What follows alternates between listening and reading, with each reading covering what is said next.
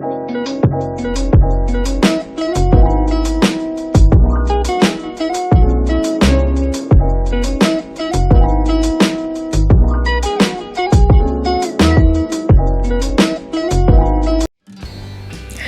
everyone and welcome to another lesson for our MAPE Grade 8 class. For this topic, we are going to talk about the lesson under physical education this third quarter period, and this is all about the different indoor recreational activities. Are you all ready to learn? Then let's go ahead and let's start our discussion. First, let's define what indoor recreational activity is.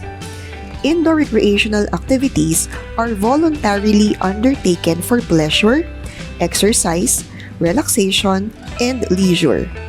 It is also a way of rejuvenating the mind and the body, especially when you are caught in situations such as hectic jobs and routine chores. In this particular topic, we are going to talk about 3 specific indoor recreational activities like domino, Scrabble, and chess. Let's start with a lesson about domino. Dominoes generally refer to the collective gaming pieces making up a domino set. Sometimes this is called a deck or pack, or to the subcategory of tile games played with domino pieces. A domino set may consist of different number of tiles and dots. The traditional Sino-European domino set consists of 28 dominoes. The totals for all common domino sets is presented in the following table. For the domino set of 6, there are 28 number of tiles and there are 168 number of dots. For domino set of 9, there are 55 number of tiles and the number of dots are 495. For the domino set of 12, the number of tiles is 91 and the number of dots are 1092. And for the domino set of 15, the number of tiles is 136 and the number of dots are 2040. Dominoes are also called bones because the earliest domino tiles were made from animal bones or ivory. In addition to bones, dominoes are also called tiles, stones, men, tickets, or spinners. Each domino is a regular tile with a line dividing its face into 2 square ends. Each end is marked with a number of spots, also called pips, or is blank. The word pip commonly means a spot or a speck, and perhaps that's why a domino spots are called pips.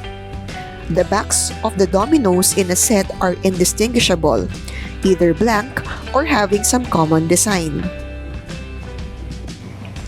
In this particular picture, you will see the different parts of a domino tile. We have the bones or the tiles itself, the spots, or sometimes called dots or pips. We have the square ends, and also we have the bar or the center line. Now this time, let's talk about the history of the game domino. Evidences show that tile game have been found in China as early as 1120 CE. Some historians credit Kung Tai Kung in the 12th century BCE for creating them. But other historians stated that dominoes were invented by a statesman named Chu Ziyam in the year 1120 CE.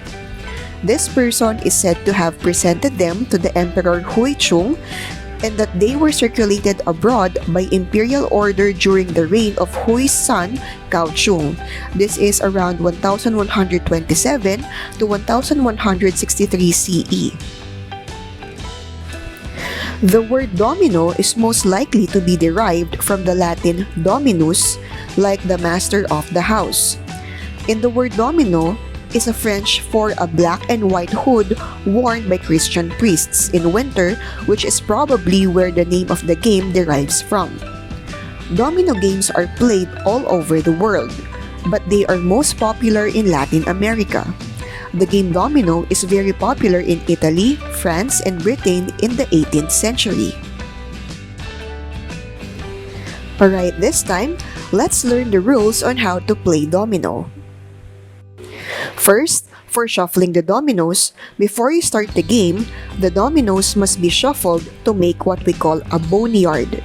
You need to shuffle the tiles all facing down, moving them in random motion.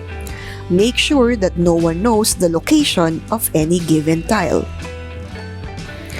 The next rule is for deciding who will make the first move. You can do it in two ways. First, each of the players choose a domino at random. With first move going to the player holding the heavier domino, these dominoes are returned to the boneyard and reshuffled. The other way is, the players draw their allotted number of tiles, which varies according to the game being played, and the holder of the heaviest domino goes first. Now for the rules in drawing the tiles, once you begin drawing tiles, they are typically placed on edge so that you and your opponent can see your own tiles, but none can see the value of other players' tiles. Every player can thus see how many tiles remain in the other player's hands at all times during the game. For placing the first tile, after you and your opponent have drawn dominoes, the first player places the first tile, usually a double 6, on the table. If no one holds the double 6, then the double 5 is played, and so on. For playing subsequent tiles, you can only put domino tiles to open ends, like no other tile is connected to it. A double tile is usually placed crossways in the layout, straddling the end of the tile that it is connected to. All four sides of a double are open, allowing dominoes to be connected in all four directions. For drawing a tile from the boneyard, or what we call draw games, you must pass if you cannot make a move, or this is what we call block games. As you take turns placing tiles with your opponent, if someone cannot make a move, you can do either two things. In block games, or if there are no tiles left in the boneyard, you must pass if you cannot make a move. In a draw game, you can draw a tile from the boneyard. Depending on the game, you can then either play it if it fits, and if the rules allow, pass. If you cannot play the drawn tile, continue drawing until you can make a move or the boneyard is empty. In ending a game, the game ends when you have played all your tiles or when a game is blocked. When you play your last tile, tradition requires you to say domino.